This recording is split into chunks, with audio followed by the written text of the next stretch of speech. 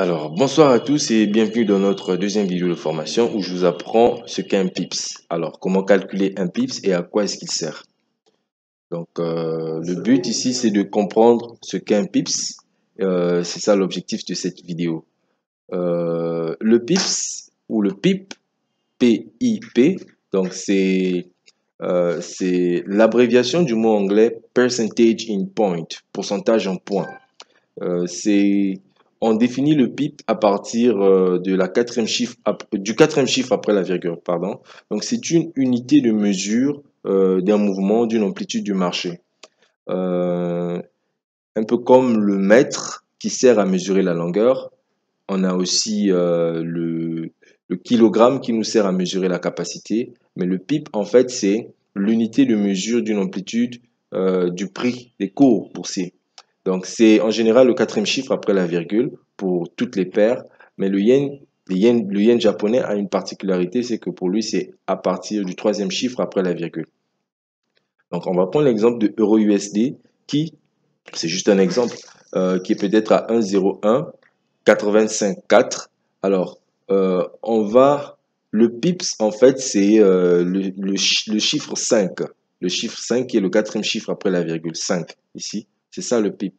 Donc, en fait, pour faire cette lecture, il faut en temps normal, disons, faire abstraction au dernier chiffre. Donc, on fait abstraction au dernier chiffre. Ici, j'ai fait apparaître une valeur qui est différente de celle qui est en haut. Donc, on a euro USD qui est à 1,0115. Donc, si vous voulez faire la différence d'écart entre ces deux valeurs, vous allez simplement faire, disons, 0,185, donc 185, moins 0,15, donc 115. Et cela vous donne un écart de 70 pips. Donc, vous pouvez le calculer manuellement. Maintenant, autre exemple sur USD-CHF, le dollar US contre le franc suisse.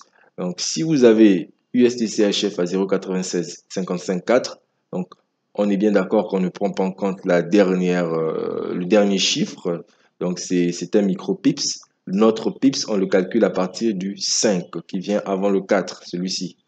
Donc, dans le cas où nous avons une transaction, une position qui nous donne plus 20 pips, donc vous voyez, ça va faire 20 plus les 5, donc 2 plus 5, les dizaines. Les dizaines vont s'additionner et ça va donner 0,9675.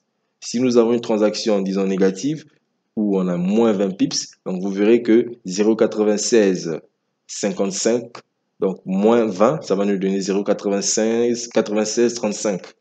Donc, c'est pareil pour 100 pips. Donc, 100 pips ici, on va directement, ça va nous donner 0,9555. Donc, en gros, pour résumer, ici, on a les unités, les dizaines et les centaines. Donc, le quatrième chiffre, ce sont les unités. Le cinquième chiffre, ce sont les dizaines. Et le quatrième chiffre, ce sont les unités. Le quatrième chiffre après la virgule, les unités. Le troisième chiffre après la virgule, ce sont les dizaines. Et le deuxième chiffre après la virgule, ce sont les centaines. Donc là, dans la prochaine vidéo, je vais vous apprendre combien vaut un pips et comment est-ce qu'on va effectuer notre choix de l'effet de levier. Et toutefois, je vous remercie d'avoir suivi cette vidéo et on se dit à plus tard. Hello! Bonjour à toi. Tout à l'heure, vous venez de suivre un extrait de notre formation en trading. Si vous souhaitez en savoir plus, écrivez en commentaire.